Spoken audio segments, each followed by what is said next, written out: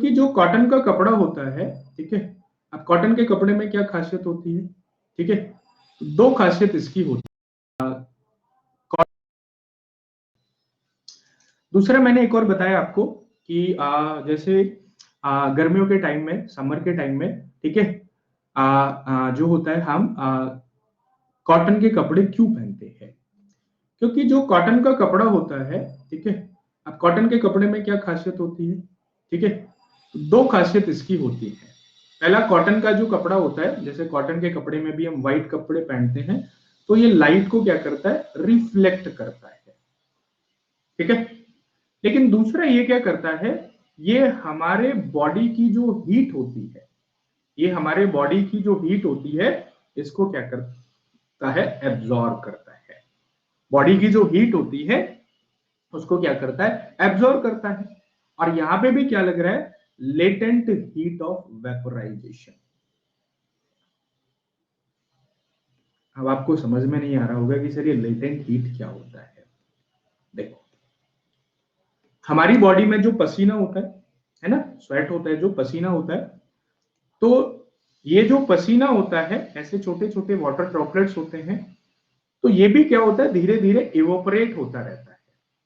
धीरे धीरे क्या होता रहता है, इवोपरेट होता रहता है। तो इसको इवोपरेशन के लिए क्या चाहिए, एनर्जी चाहिए, हीट चाहिए। और वो इसको कहां से मिलती है, लेटेंट हीट ऑफ वेपोराइजेशन से मिलती है। क्योंकि आप उसको भैया कोई पर्टिकुलर हीट नहीं दे रहे हो, उसको हीट कहां से चाहिए, लेटेंट हीट। और लेटेंट जो पसीना होता है, ऐसे छोटे छोटे, देखो, हमारी बॉडी में जो पसीना होता है ना, स्वेट होता है, जो पसीना होता है, तो ये जो पसीना होता है, ऐसे छोटे छोटे वाटर ड्रॉपलेट्स होते हैं, तो ये भी क्या होता है, धीरे धीरे इवोपरेट होता रहता है। धीरे धीरे क्या होता रहता है, इवोपरेट होता रहता है। तो इसको इवोपरेशन के लिए क्या चाहिए, एनर्जी चाहिए, हीट चाहिए। और वो इसको कहां से मिलती है, लेटेंट हीट ऑफ वेपोराइजेशन से मिलती है। क्योंकि आप उसको भैया कोई पर्टिकुलर हीट नहीं दे रहे हो, उसको हीट कहां से चाहिए, लेटेंट हीट। और लेटेंट हीट जो हमारी बॉडी में है, तो वो बॉडी से लेगा। और बॉडी से आपने हीट ली है,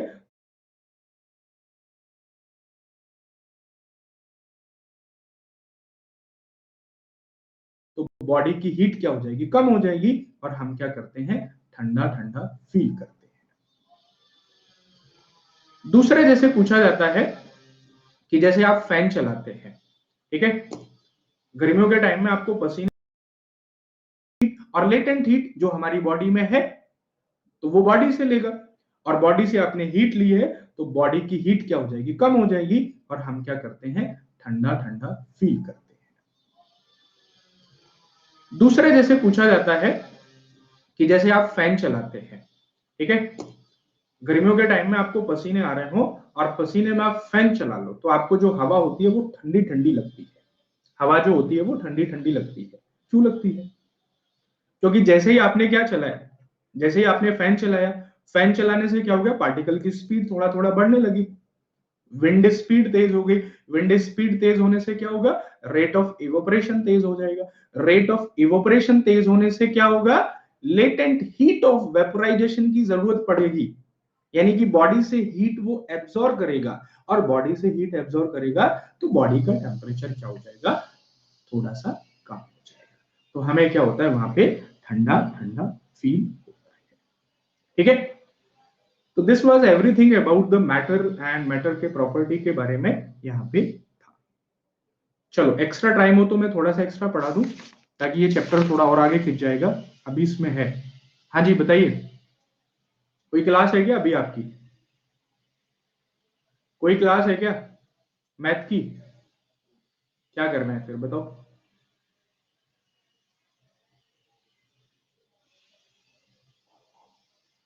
कल यार एक बार देखता हूँ क्लास किसकी है। एक्चुअल में दो चीजें होती है ना, एक तो होता है कि भाई आपको जल्दी से जल्दी सिलेबस भी खत्म करना है ना। लेकिन ऐसा भी नहीं है कि सिलेबस के खत्म करने के चक्कर में हम क्वालिटी के साथ कंप्रोमाइज करें। क्योंकि फिर बच्चे को कॉन्सेप्ट नहीं मिलेगा, तो कॉन्सेप्ट ना मिलने से फिर उसको समझ में नहीं आएगा। 2 गाली वो है ना अनअकैडमी को देगा, 4 गाली टीचर को देगा। तो कहने का मतलब है कि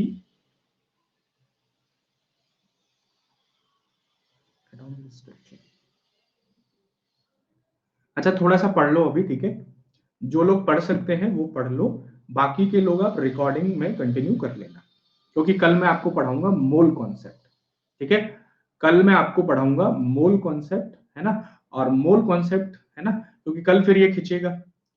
सुबह क्यों नहीं पढ़ाए थे, ये सुबह वाली ही तो क्लास है भाई। बोला तो था, सुबह बारिश हो रही थी, उसकी वजह से नेट कनेक्टिविटी स्लो हो जाती है, ठीक है। चलो अभी इसको थोड़ा सा करते हैं, है ना, और जो कल होगा, कल फिर मैं आपको मूल कॉन्सेप्ट पढ़ाऊंगा, ठीक है। अभी जो लोग रुक सकते हैं वो रुक जाओ, ठीक है। मैं फोर्स नहीं करूंगा, क्योंकि पढ़ाई फोर्स करने से नहीं होती है, और जो लोग नहीं रुक सकते हैं वो आप रिकॉर्डिंग में कंप्लीट कर लेना, लेकिन कंप्लीट जरूर कर लेना, ऐसा नहीं है कि आप इसको छोड़ दो, ठीक है। चलो अभी तक जो हमने पढ़ा उसको हमने पढ़ा, that is called the physical classification.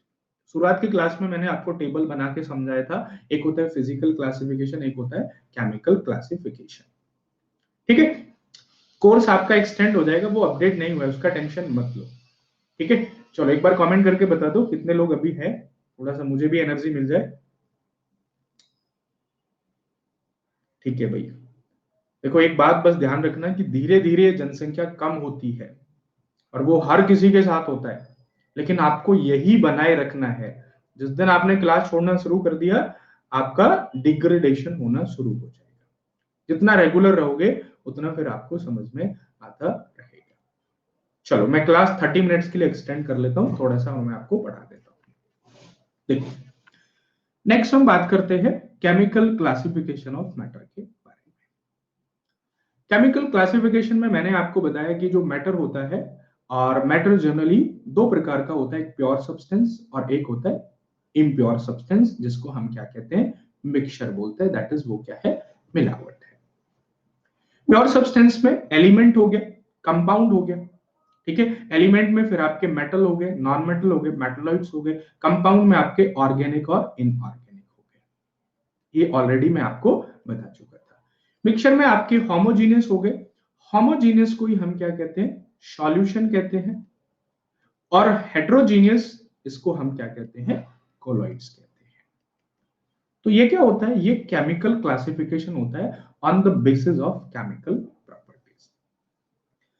तो सबसे पहले हम बात करते हैं एलिमेंट के बारे में, ठीक है। ये क्वेश्चन पूछा गया था एक बार एग्जामिनेशन में, कि जो एलिमेंट वर्ड है इसको सबसे पहले किसने दिया था, यानी कि ये जो एलिमेंट वर्ड है इसको सबसे पहले किसने दिया था, दैट इज इंपॉर्टेंट चीज है। तो रॉबर्ट बॉयले नाम के एक साइंटिस्ट थे, उन्होंने सबसे पहले क्या है, एलिमेंट को दिया था। तो जो टर्म था उसको किसने दिया था, रॉबर्ट बॉयले ने दिया था, लेकिन इसको जो डिफाइन किया था वो किसने डिफाइन किया था, एंटोनी लीवनहॉफ, सॉरी एंटोनी लेवोशियर ने इसको क्या है, डिफाइन किया था।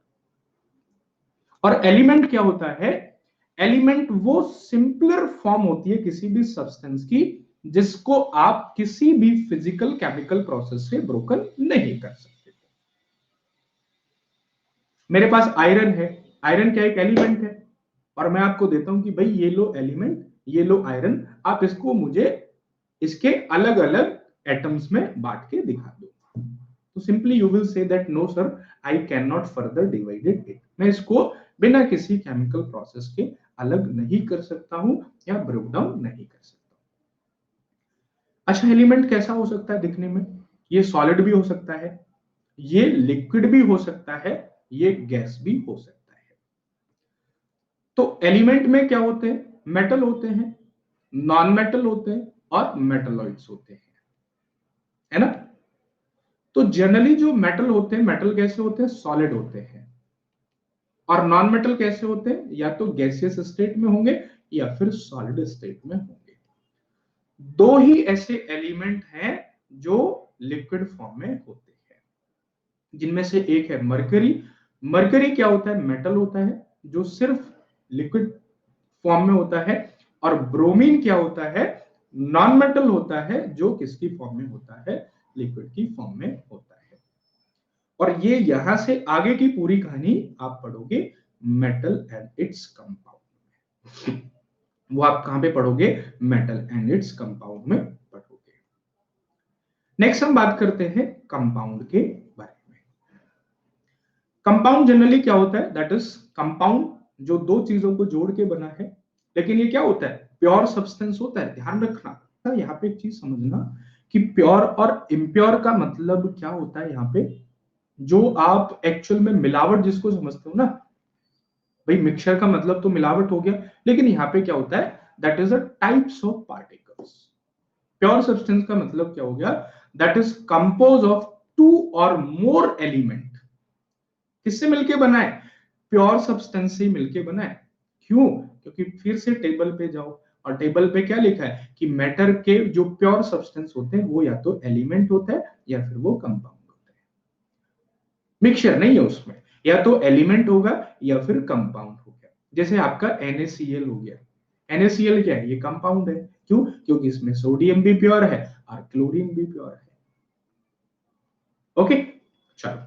तो कंपाउंड क्या होता है जनरली? ठीक है, this is a pure substance compose of two और more element chemically combined with one another in a fix proportion.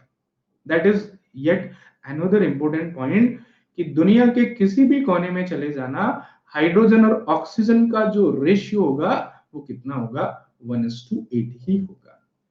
ऐसा तो नहीं है कि दिल्ली में पानी 1:8 के रेशियो में पाया जाता है, क्योंकि यहाँ पे है ना, चलो नाम लेना गलत है ना, लेकिन आप देहरादून जाओगे वहां पे आपको उसमें ज्यादा ऑक्सीजन मिलती है।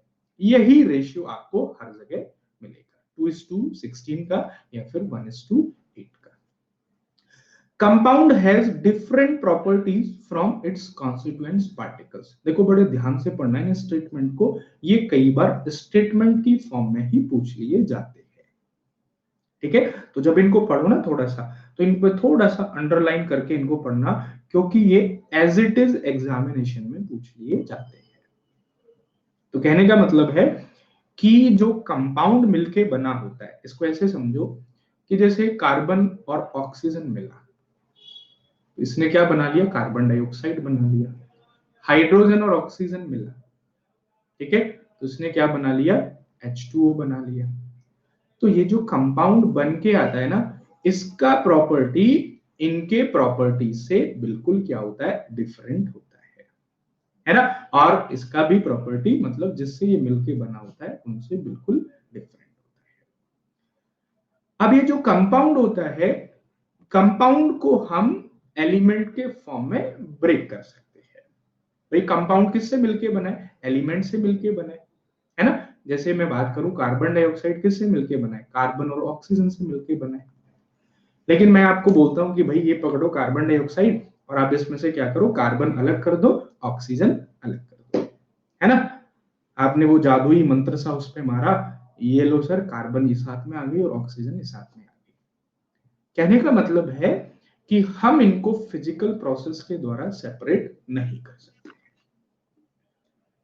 तो फिजिकल प्रोसेस के द्वारा सेपरेट नहीं करेंगे तो कैसे करेंगे? इनको हम केमिकल प्रॉपर्टीज, केमिकल प्रोसेस के द्वारा सेपरेट कर सकते हैं। कार्बन को अलग कर सकते हैं, ऑक्सीजन को अलग कर सकते हैं। कंपाउंड जनरली दो प्रकार के होते हैं, एक ऑर्गेनिक कंपाउंड और दूसरे इनऑर्गेनिक कंपाउंड। ऑर्गेनिक कंपाउंड जो कार्बन के कंपाउंड होते हैं या जो लिविंग थिंग से रिलेटेड होते हैं। इनऑर्गेनिक कंपाउंड जिनमें कार्बन क्या होता है? मेन कॉन्स्टिट्यूएंट नहीं होता है। और ये कैसे होते हैं? जनरली इनऑर्गेनिक होते हैं। और ये जनरली कहां से पाए जाते हैं? नॉन लिविंग थिंग से पाए जाते हैं। जनरली कहां से पाए जाते हैं? जैसे मिनरल्स हो गए, मिनरल्स किसमें? नॉन लिविंग थिंग से पाए जाते हैं। जनरली कहां से पाए जाते हैं? जैसे मिनरल्स हो गए, मिनरल्स किस में आ जाते हैं? इनऑर्गेनिक में आ जाते हैं। और ऑर्गेनिक में कैसे आ गए? जैसे आपका ग्लूकोज हो गया, जैसे आपका खाना हो गया। क्यों? क्योंकि सब में क्या होता है? कार्बन के कंपाउंड होते हैं। ये कैसा मिक्सचर होता है? ध्यान से देखो, ये भी क्या होता है? एक होमोजीनियस मिक्सचर होता है। कंपाउंड भी मिक्सचर है, देख रहे हो? शब्दों का खेल है, बस समझना इसको। लेकिन यहां पे क्या होता है, होमोजीनियस मिक्सचर होता है, मतलब फिक्स प्रोपोर्शन में होने के बाद कैसा होता है, होमोजीनियस होता है। अब ये होमोजीनियस क्या हो गया, जैसे आप पानी पी रहे हो, ये ग्लास है और इस ग्लास में आपका क्या है, वाटर भरा हुआ है। तो ऐसा कभी किसी के साथ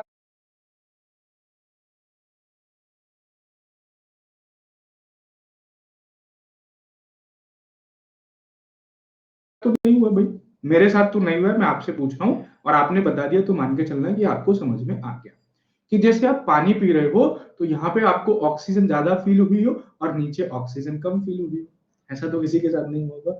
ऑक्सीजन यूनिफॉर्मली क्या होती है, पूरे पानी में मिली हुई होती है। तो compound is also a mixture of the element but in a definite proportion, वो एक डेफिनेट प्रोपोर्शन में मिले होते हैं। ठीक है, और दूसरा ये क्या होते हैं, प्योर सब्सटेंस होते हैं। दूसरा कैसे होते हैं, प्योर सब्सटेंस होते हैं। ठीक है, तो एक ग्राउंड पे हम चीजों को अलग नहीं करते हैं, कई सारे ग्राउंड्स होते हैं जिनके बेसिस पे हम उनको क्या करते हैं, कैटेगराइज करते हैं। ठीक है सर, केमिस्ट्री कई पॉइंट्स पर खुद को ही कॉन्ट्राडिक्ट करती है, chemistry is full of exception.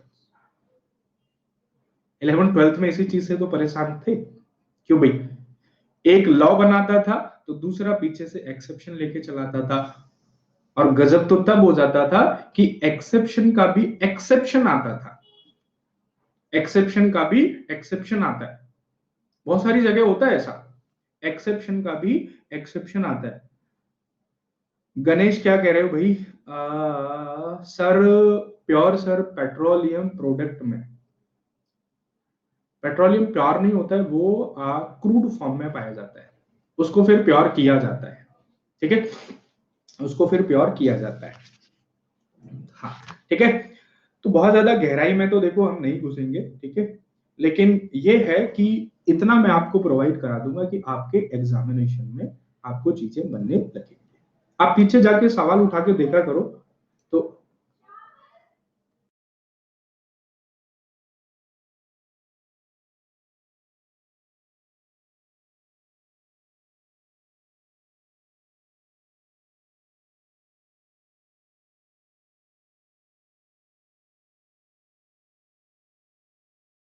चलो, तब तक कोई डाउट हो एक बार कमेंट में कर दो, ठीक है, जिसको ना समझ में आए वो।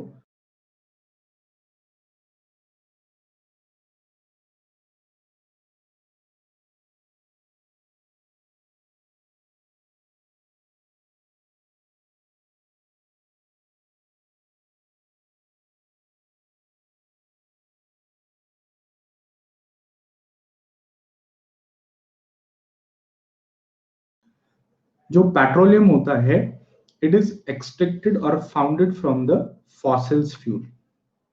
ठीक है, और फॉसिल्स क्या हो जाता है, नॉन लिविंग हो जाता है। फॉसिल्स कैसे होता है, वो नॉन लिविंग हो जाता है। ठीक है, और कार्बन, ठीक है, generally found in the living things. तो दोनों में डिफरेंस हो जाता है, फॉसिल्स का मतलब होता है वो नॉन लिविंग है, फॉसिल्स। ठीक है, चलो नेक्स्ट हम बात करते हैं मिक्सचर के बारे में। मिक्सचर जनरली इम्प्योर सब्सटेंस होते हैं, ठीक है, and do not have the constituents in the fix proportion. जैसे एयर हो गया, सी वाटर हो गया, मिनरल्स हो गया, ऑयल हो गया, ये क्या होते हैं, यानी कि ये जनरली एक फिक्स प्रोपोर्शन में नहीं होते हैं, है ना, कुछ भी हो सकता है, कोई भी प्रोपोर्शन हो सकता है, मतलब ये किसी भी रूल को फॉलो नहीं करते हैं। टाइप्स ऑफ मिक्सचर में आपके होमोजीनियस हो गया, हेट्रोजीनियस हो गया। ठीक है, होमोजीनियस जिनका यूनिफॉर्म कंपोजिशन होता है, ठीक है, जैसे वाटर हो गया, शुगर इन वाटर हो गया, मीथेनॉल इन वाटर हो गया, विनेगर हो गया, टूथपेस्ट हो गया, सोप हो गया, सॉफ्ट ड्रिंक हो गया, और इन्हीं को हम क्या कहते हैं, ट्रू सॉल्यूशंस कहते हैं। हेट्रोजीनियस में क्या हो जाता है, नॉन यूनिफॉर्म कंपोजिशन होता है। ठीक है, जैसे mixture of sodium chloride and iron filings, है ना, लोहे में, लोहे के कचरे में आप नमक मिला दो तो कहीं मिलेगा कहीं नहीं मिलेगा, dust particle in air, salt and sulphur, oil and water and milk is also a heterogeneous mixture. तो ये क्यों है, तो ये भी क्या होता है, ये एक हेट्रोजीनियस मिक्सचर होता है। ठीक है, ये लगता होमोजीनियस सा है, अब इस पे भी बोलोगे कि सर केमिस्ट्री तो बड़ी अलग है, तो ये किस में आ जाता है, ये आपके हेट्रोजीनियस में आ जाता है। सर आप तो मिल्क को कुछ और ही बोल रहे थे। हाँ, मिल्क को मैं बोल रहा था इमल्सन, ठीक है। और इमल्सन क्या होता है, इमल्सन इसका टाइप होता है, हेट्रोजीनियस मिक्सचर का टाइप होता है, प्रकार होते हैं, नौ टाइप्स होते हैं, उसमें से एक होता है इमल्शन, ठीक है। कॉलॉइड्स एंड सस्पेंशंस, अब ये क्या होते हैं, ये इनके टाइप्स होते हैं, ठीक है। हेट्रोजीनियस को जनरली क्या बोलते हैं, कॉलॉइड्स बोलते हैं, और कॉलॉइड्स में क्या होते हैं, सस्पेंशन होते हैं। It is also heterogeneous mixture example, ये भी क्या होते हैं, हेट्रोजीनियस मिक्सचर के क्या होते हैं, एग्जांपल होते हैं, ठीक है। चलो दूसरा चीज यहाँ पे एक और चीज को समझो, that is called the concentration, उस पे कई बार सवाल पूछ लिया जाता है, ठीक है। अब कंसंट्रेशन ऑफ सॉल्यूशन, यदि ये पीडीएफ में ना हो तो इसको क्या है, आप अलग से ऐड कर लेना, कंसंट्रेशन ऑफ सॉल्यूशन।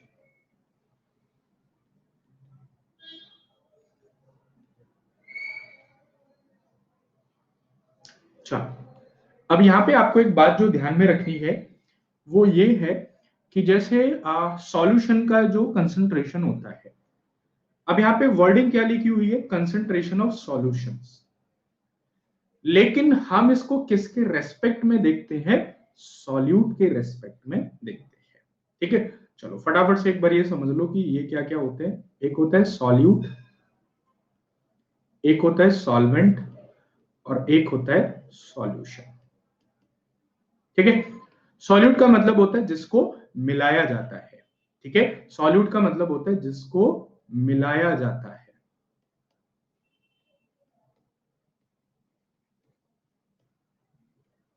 ठीक है भाई। सॉल्वेंट का मतलब होता है जो ज्यादा अमाउंट में होता है, यानी कि जिसमें मिलाया जाता है, और सॉल्यूशन का मतलब है जो मिलकर तैयार होता है, जो मिलकर तैयार होता है, ठीक है, वो क्या हो गया, आपका सॉल्यूशन हो गया। याद करने के लिए जनरली इसमें 6 वर्ड हैं, इसमें 7 है, 7 लेटर है, इसमें 8 है, तो ठीक है, तो ऐसे 6 और 7 ये क्या बनाते, 8 बनाते, ऐसे जनरली इसको आप याद कर सकते हो यदि आपको कंफ्यूजन होता है। तो कंसंट्रेशन ऑफ सॉल्यूशन में सॉल्यूशन 3 प्रकार के होते हैं, कंसंट्रेशन ऑफ सॉल्यूशन में सॉल्यूशन कितने प्रकार के होते हैं, 3 प्रकार के होते हैं, और वो कौन कौन से होते हैं, एक होता है सैचुरेटेड, एक होता है अनसैचुरेटेड, और एक होता है सुपर सैचुरेटेड। ये शायद मैं आपको पहले एक्सप्लेन किया था, एक होता है सैचुरेटेड, एक होता है अनसैचुरेटेड, और एक होता है सुपर सैचुरेटेड। देखो सैचुरेटेड का मतलब क्या होता है कि जैसे this is glass of water, भाई पढ़ लो, कमेंट को छोड़ दो थोड़ी देर के लिए, वो कहीं भगेगा नहीं, लेकिन ये कॉन्सेप्ट एक बार नहीं समझ में आया ना तो फिर लटक जाओगे, क्या फायदा होगा, फिर से वेट करना, फिर से इंतजार करना। पढ़ लो एक बार, बातें बाद में कर लेना, है ना, क्यों भाई, गर्लफ्रेंड तो है नहीं यार जो बाय बोल के निकल जाएगी, पढ़ लो एक बार।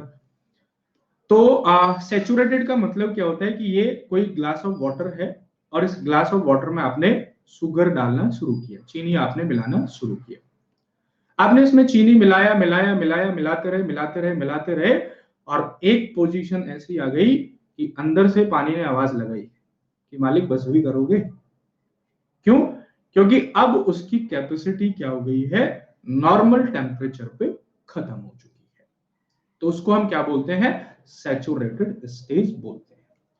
मतलब when no more solute cannot be added, जब उसमें और कोई सॉल्यूट ऐड नहीं किया जा सके, that is the saturated stage.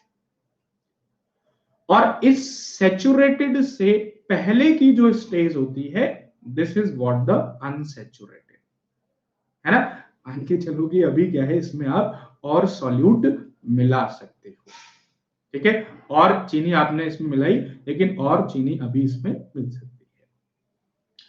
Super saturated का मतलब क्या हो गया कि अब आपने इसके साथ जबरदस्ती करनी शुरू की, आपने क्या कर दिया, इसको टेम्परेचर देना शुरू कर दिया, तो टेम्परेचर देने से क्या होगा कि इसकी जो सॉल्युबिलिटी होती है, इसको बोलते हैं सॉल्युबिलिटी, तो वो थोड़ा सा बढ़ जाती है, तो बढ़ने के साथ क्या हुआ कि इसमें थोड़ी सी शुगर और ऐड हो गई, लेकिन इसकी भी लिमिट होगी, है ना। और उस लिमिट के बाद क्या हो गया ये कि भाई अब मेरे साथ कुछ भी कर लो, आप मार लो, कूट लो, पीट लो, अब मेरे अंदर चीनी नहीं मिल सकती, मुझे बॉईल कर लो, मुझे मेल्ट कर लो, अब चीनी मुझ में नहीं मिल सकती है।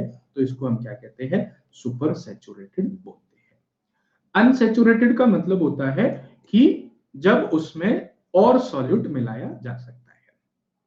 इसको ऐसे समझो कि जैसे आप अपने किसी फ्रेंड के यहाँ गए, ठीक है, अपने यहाँ किसी फ्रेंड के यहाँ गए और फ्रेंड के यहाँ पार्टी थी, तो पार्टी में आपने जाके वहां पे, है ना, थोड़ा सा आप हेजिटेट हो रहे थे, फ्रेंड के बार पहली बार गए थे, आपने 2 रोटी खा ली, है ना। आपकी डाइट कितनी थी, 5 या 6 रोटी की डाइट थी आपकी, आपने 2 रोटी सर मजूरी खा ली। कह रहे नहीं नहीं नहीं बस अंकल हम इतना ही खाते हैं, है ना। लेकिन वो तो आपको भी पता है कि अंकल हटेंगे तो अभी हम बता देंगे कि कितना खाते हैं हम, है ना। घर पे 6 खाते थे, यहाँ पे 8 खा जाएंगे। लेकिन आप हेजिटेट हो रहे थे, तो वो जो आपकी स्टेज है वो कैसी है, अनसैचुरेटेड स्टेज है। वो कैसी है, अनसैचुरेटेड स्टेज है ना। फिर थोड़ा अंकल ने आपको प्रमोट किया, अरे बेटा खाइए खाइए खाइए, आपकी क्या घर है, शर्माने की कोई जरूरत नहीं है, ठीक है। आपने देखा ठीक है अंकल ऐसी बात है, तो आपने अपने मतलब हाथ फिर पूरा खोल दिए। आप 6 रोटी खा सकते थे, आपने 6 की जगह 6.5 रोटी खाई, 7 रोटी खाई आपने। और उसके बाद आप बोले, एक लंबी सी डकार आपने ली और उसके बाद बोले बस this is your, this is my saturated, अब नहीं होगा अंकल, अब नहीं, अब रोटी मत रखना, अब बिल्कुल मत रखना, बस बहुत हो गया, है ना। तभी बगल से दोस्त की मम्मी निकल के आ गई, है ना। तभी दोस्त की मम्मी निकल के आ गई, अरे बेटा लीजिए लीजिए लीजिए और एक और लीजिए, ठीक है ना।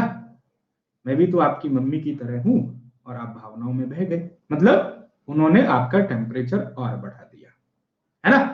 फिर आपने थोड़ा सा ऐसे, है ना, लेफ्ट राइट मूवमेंट किया, थोड़ा सा बेल्ट, सीट बेल्ट को थोड़ा सा आपने ढीला किया, उसके बाद 2 रोटी और आपने दबा दी, मतलब जहां आपकी खुराक थी 6 रोटी की, वहां आपने 8 और 10 12 रोटी आपने दबा दी। तो अब जो स्टेज हो गई, अब वो क्या हो गई, सुपर स्टेज, सैचुरेटेड स्टेज हो गई, मतलब अब आप नहीं खा सकते, तो वो हो जाती है आपकी सुपर सैचुरेटेड स्टेज। तो this is the solubility of the solution. एक होता है सैचुरेटेड, नॉर्मल टेम्परेचर पे फुल, अनसैचुरेटेड नॉर्मल से कम।